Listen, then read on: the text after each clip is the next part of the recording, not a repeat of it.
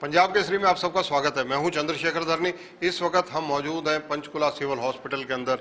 हमारे साथ मौजूद हैं जाने माने डॉक्टर गोपाल भारद्वाज जी। इनसे बातचीत करेंगे डेंगू जिस प्रकार से फैल रहा है और डेंगू की बढ़ती समस्या को लेकर लोगों को किस प्रकार से क्या सावधानियां रखनी चाहिए, सभी मुद्दों पर बातचीत करेंगे। डॉक्टर साहब, आपका स्वागत है पंजाब केसरी में। नमस्कार। नमस्कार डॉक्टर साहब, जिस प्रकार से डेंगू लगातार फैल रहा है, ये डेंगू फैलने के कारण क्या माने जा सकते हैं? देखिए, डेंगू फैलने के मेन कारण तो ये है कि एकदम जिसे कहते हैं सीज़न चेंज हुआ है, बारिशें आई हैं, पानी की लॉगिंग बहुत ज़्यादा हुई है और पानी की लॉगिंग से जिसे कहते हैं मॉस्किटो प्रॉप अप होता है। लोग घरों में रहते हैं, अगर प्रिकॉशंस नहीं लेते हैं, क्योंकि आप हर साल आई थिंक एवरीबॉडी नोज़, पता है हर एक को कि क्या क्या प्रिकॉशंस लेनी चाहिए। पानी की लॉगिंग या पानी का इकट्ठा नहीं होना चाहिए सो दैट मॉस्किटोज़ ना फैलें। सेकेंड पार्ट ये होता है कि इस सीज़न के अंदर लोगों को ये प्रिकॉशंस रहनी चाहिए कि ज़्यादातर अगर वो इंडोर भी रहते हैं या बाहर ऐसे एरिया में जाते हैं जहाँ मॉस्किटो की ब्रीडिंग बहुत ज़्यादा है, तो कपड़े ऐसे पहने जिसे कहते हैं जो फुली कवर्ड हो। दूसरी बात ये है कि मॉस्किटो रिपेलेंट का इस्तेमाल करें ताकि मॉस्किटो से बाइट जो है उससे बचा जा सके।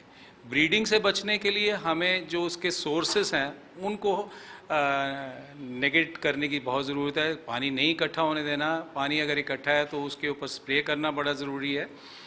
और ये चीज़ें अगर हम एहतियात रखते हैं ना तो मॉस्किटो ज़्यादा होगा और ना बाइट्स ज़्यादा होंगी। डॉक्टर साहब, अगर कहा जाए कि सहज और आम शब्दों में लोग अपना बचाव कैसे करें, किस तरह से करें?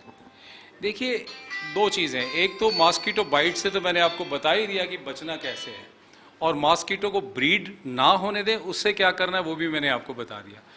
अगर इस तरह के प्रिकॉशंस के बावजूद भी अगर बाई चांस एक्सीडेंटल आपको फीवर होता है या डेंगू होता है, तो फिर हमें सबसे पहले तो अपना चेकअप ज़रूर कराना चाहिए। अपनी कंसल्टेशंस जो हैं अपने मेडिकल हॉस्पिटल्स में ज़रूर लेनी चाहिए, सेंटर्स बने हुए हैं, और वहाँ जाके अपने आप को चेकअप करा के हिदायतें इस्तेमाल करनी चाहिए। लेकिन सिंपल वर्ड्स में मैं लोगों को ये बताना चाहता हूँ कि इसमें डेंगू के अंदर घबराने की ज़रूरत नहीं है, एकदम पैनिक करने की ज़रूरत नहीं है। ये एक वायरल फीवर है जिसमें कुछ परसेंटेज में कॉम्प्लिकेट हो जाता है। अदरवाइज इसके अंदर अगर पेशेंट शुरू से अपनी हाइड्रेशन, अपना जिसे कहते हैं पानी की मात्रा, शरीर में इलेक्ट्रोलाइट्स की मात्रा अगर शरीर में परिपूर्ण रखता है तो बड़ी कॉम्प्लिकेशन से बच जाता है। तो इसलिए हम बार बार कहते हैं कि ORS खूब पिएँ। घर में बना हुआ जिसे कहते हैं ORS, जिसमें शिकंजवी बनाना है, अगर कोई शुगर का पेशेंट है तो उसमें मीठे को कम बंद करके और बाकी चीज़ों से नमक और पानी का घोल, लिक्विड्स, नारियल पानी, ये सारी चीज़ें इसलिए कि उनके अंदर जो सर्कुलेटरी वॉल्यूम है, जो ब्लड के अंदर तरल मात्रा है, सर्कुलेटरी वॉल्यूम है, जो ब्लड प्रेशर डिप नहीं करने देती, वो बनी रहती है, पेशेंट सीरियस नहीं होता। दूसरी बात यह है कि जहाँ पर फीवर की बात है, फीवर हाई ग्रेड भी हो सकता है, उसके लिए हमें ऐसी दवाओं का इस्तेमाल करना है जो खून के अंदर ब्लीडिंग के चांसेस नहीं करती। इसलिए सिर्फ पैरासीटामोल टैबलेट सेफ है, उसको हम उपयुक्त मात्रा में 2 या 3 बार दे सकते हैं, चाहे बच्चे हों या बड़े हों। और अगर फीवर ज़्यादा होता है तो कोल्ड स्पॉन्जिंग जैसा कोई अल्टरनेटिव नहीं है। हम आमतौर पे घरों में देखते हैं माथे पर, बाजू पे, चेस्ट और एब्डोमेन को छोड़ के हमें बाकी अंगों पे कोल्ड स्पॉन्जिंग, अगर 101, 102 टेम्परेचर होता है तो कोल्ड स्पॉन्जिंग की भी मदद लेनी चाहिए।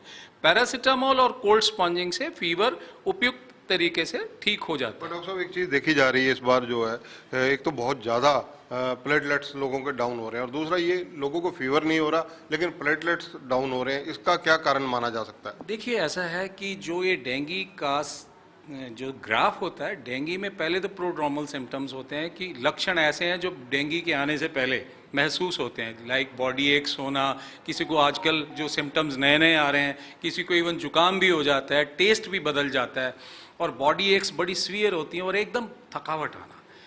इसी स्टेज में पेशेंट को हम कहते हैं कि ORS पीना चाहिए। फीवर के आने के बाद जब प्लेटलेट्स एकदम शुरू में हाई होते हैं, उसके बाद 2-3 दिन के बाद प्लेटलेट्स का स्तर गिरना शुरू होता है। देखिए, प्लेटलेट्स के अंदर आमतौर पे तो देखा कि किसी को अगर कोमॉर्बिड कंडीशन नहीं है, लाइक हाइपरटेंशन, ओल्ड एज या कैंसर के या बाकी लोग जिसे कहते हैं ऐसी बीमारियों से ग्रस्त नहीं है, तो 15-20 हज़ार से जिसे कहते हैं प्लेटलेट्स के लेवल पर कुछ नहीं होता है पेशेंट को। सिर्फ हमें उसके वाइटल्स देखने होते हैं, अगर उसमें कोई ब्लीडिंग हो रही है, जो शुरुआती लक्षण है उनको देखना होता है। अगर वो नहीं हो रही तो हमें कुछ नहीं करने की ज़रूरत, प्लेटलेट्स धीरे ग्रेजुअली जिसे कहते हैं राइज करना शुरू कर देते हैं। पैनिक नहीं करने की जरूरत। 10,000 से नीचे अगर प्लेटलेट्स आते हैं, वो एक स्टेज ऐसी होती है जब हम उन्हें गहन तरीके से देखना जिसे कहते हैं आरंभ करते हैं। साथ साथ अगर उस टाइम कोई ब्लीडिंग के लक्षण या अनस्टेबल पेशेंट होता है तो हमें उसे प्लेटलेट चढ़ाने की ज़रूरत जिसे कहते हैं महसूस होती है। वो भी हमें कुछ दिनों की सपोर्ट के लिए, क्योंकि कुछ दिनों बाद स्वतः ही जिसे कहते हैं प्लेटलेट्स बॉडी के अंदर बढ़ने शुरू हो जाते हैं। डॉक्टर साहब, अगर बात की जाए कोविड-19 की, कोविड-19 फिलहाल कुछ शांत जरूर नजर आ रहा है, लेकिन कुछ जिले हरियाणा के गुड़गांव, फरीदाबाद और कई स्टेट्स हैं, उनमें फिर थोड़ी संख्या बढ़ने लगी है।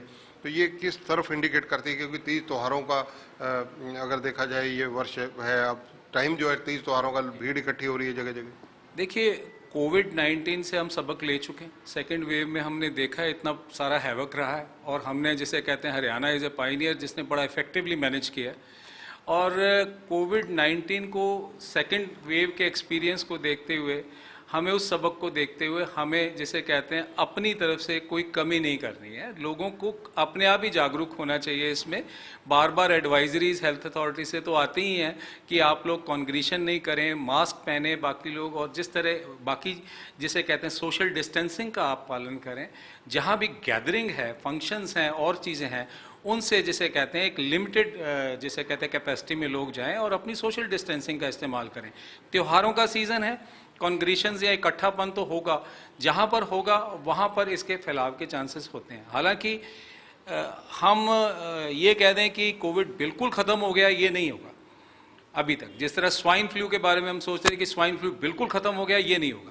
कुछ ना कुछ सबटल फॉर्म में इसके जिसे कहते हैं वायरसेस जिसे कहते हैं अपनी जीनोमिक स्ट्रक्चर चेंज करते एनवायरनमेंट में रहेंगे हल्के फुल्के। डॉक्टर साहब, जिस प्रकार से भी हरियाणा बार बार सीरो सर्वे हो रहे हैं, अब जो थर्ड सीरो सर्वे हुआ उसमें हरियाणा में मैक्सिमम परसेंटेज निकल कर आई जिनकी एंटीबॉडीज डेवलप हो चुके हैं। एंटीबॉडीज डेवलप होने का लाभ कितना रहता है, कितने लोग सेफ रहते हैं? देखिए, ये बहुत अच्छी एक्सरसाइज थी जो हमारे मुख्यमंत्री और ACS सर ने और DGHS ने करवाई है सारे ने। ये एक्सरसाइज के अंदर जिसे कहते हैं कि एक तरीके से इतनी mega exercise I think world में पहली बार हुई है कि इतने सारे लार्ज सैंपल से हमने डाटा कलेक्ट किया। और इसका लार्ज एक्सरसाइज का मेन मकसद ये होता है कि जब हम लार्ज सैंपल लेते हैं तो उसमें जो इन्फॉर्मेशन आती है उस इन्फॉर्मेशन में जिसे कहते हैं ऑथेंटिसिटी ज़्यादा होती है। एक स्मॉल सैंपल के अंदर जब हम सर्वे करवाते हैं तो जिसमें IDSP का बहुत बड़ा रोल रहा है, इसमें जितने भी जिसे कहते हैं इन्होंने सैंपल सर्वे करवाए, they have projected a large sample survey. अब लार्ज सैंपल सर्वे में एरर्स के चांसेस कम होते हैं और जो डाटा बहुत ज़्यादा ऑथेंटिक होता है। And we match with the international standards कि इंटरनेशनल स्टैंडर्ड्स में जिसे कहते हैं 30-40 हज़ार का सैंपल वो लिया है। आज तक ऐसा सैंपल सीरो सर्वेलेंस में मेरे ख्याल से, मेरे जहाँ तक मुझे है नॉलेज है, जितने भी लिटरेचर हम पढ़ते हैं, इतना बड़ा सैंपल नहीं लिया गया।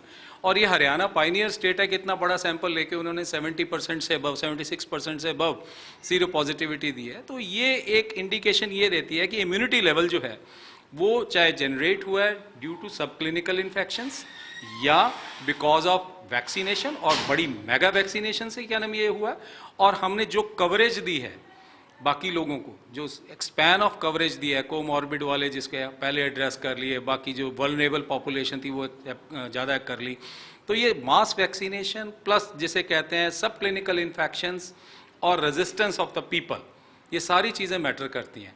इस चीज़ ने जिसे कहते हैं हमारा इम्यूनिटी लेवल बढ़ाया। और इम्यूनिटी लेवल मीन्स कि अगर कोई इन्फेक्शन होती है, से अगर कोई भी वायरस आता है, जैसे आपने कुछ देर पहले पूछा कि ये जीनोमिक कुछ एक वायरसेस आए हैं, कुछ एक केसेस आए हैं, ये अगर किसी अल्टर्ड जीनोमिक सीक्वेंस से कोई इन्फेक्शन होती है, पॉसिबिलिटी ज़्यादातर ये रहती है कि वो इन्फेक्शन का जो क्वांटम होगा, इन्फेक्शन का जो असर होगा, वो ज़्यादा कॉम्प्लिकेशंस नहीं क्रिएट करेगा और पेशेंट्स की मोर्टेलिटी ज़्यादा नहीं होगी।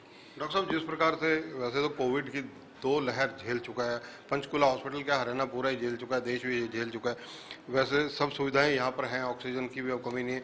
डेंगू से निपटने के लिए क्या यहाँ पर सब सुविधाएं हैं? देखिए, डेंगू के लिए जिसे कहते हैं एडमिनिस्ट्रेशन ने पूरे स्टेप्स उठाए हुए हैं। यहाँ पर सारे doctors, administration, authorities with the instructions of the honourable health minister, सारे लोग जिसे कहते हैं इसके साथ पूरी तरह जोर से लगे हुए हैं। जैसे हम पेशेंट्स को ट्रीट कर रहे हैं, एडवाइजरीज दे रहे हैं, और मेडिसिन्स की कोई कमी नहीं है। सेग्रीगेशन जिसे कहते हैं अब हमने हॉस्पिटल में हमारे अथॉरिटीज़ ने की हुई है जहाँ बहुत ज़्यादा सिक पेशेंट है उनको इमरजेंसी टायर 1, टायर 2, टायर 3 के हिसाब से हमने रखा है।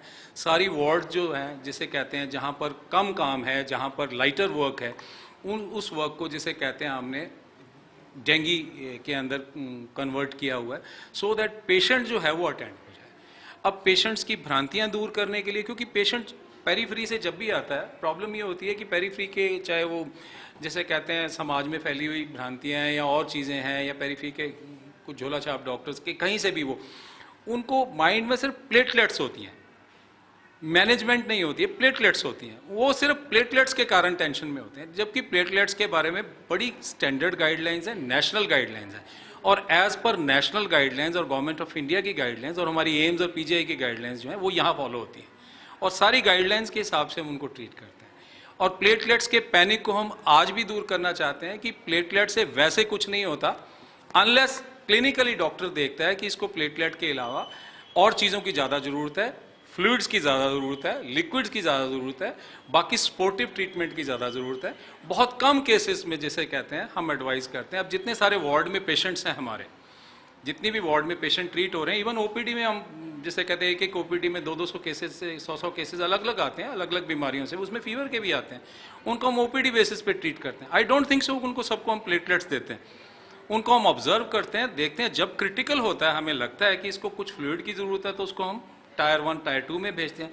अगर हमें लगता है कि इस पेशेंट को शायद प्लेटलेट की ज़रूरत पड़ सकती है तो then we will advise the platelet, तो उसको चढ़ाते हैं, तब तक हम पेशेंट को ऑब्जर्व करते हैं। Thank you sir. तो ये हैं डॉक्टर गोपाल भारद्वाज, जिनका स्पष्ट रूप से कहना है कि डेंगू की स्थिति में किसी को अगर हो जाता है तो उसे भयभीत होने की ज़रूरत नहीं है, और प्लेटलेट्स अगर गिर रहे हैं 20,000 15,000 से ज़्यादा गिरते हैं तो वो चिंतित मामला हो सकता है, लेकिन इसमें ज़्यादा चिंता इसलिए करने की ज़रूरत नहीं पड़ती क्योंकि क्लिनिकली डॉक्टर्स की सुपरविजन में अगर व्यक्ति रहता है तो निसंदेह उसको कई चीज़ों का लाभ मिलता है, क्योंकि सभी परीक्षण किए जाते हैं। और सेकेंडली बात उन्होंने कही कि झोला छाप डॉक्टरों के लपेटे में मत आएँ और अपना जो मेडिकली एग्जामिन है प्रॉपर वे में करवाएं। जो चीज़ें ज़रूरी हैं, पानी ज़्यादा पीना है, नारियल पानी पीना है, इन चीज़ों का सेवन आदमी को ज़्यादा करना चाहिए। कैमरामैन संजय सिंह के साथ चंद्रशेखर धरनी, पंजाब केसरी टीवी, चंडीगढ़। हमसे जुड़े रहने के लिए हमारे YouTube चैनल को सब्सक्राइब करें और नई वीडियो की नोटिफिकेशन के लिए बेल आइकॉन को दबाएं। अगर आप ये वीडियो Facebook पर देख रहे हैं तो लाइक जरूर करें और ज्यादा से ज्यादा शेयर करें। धन्यवाद।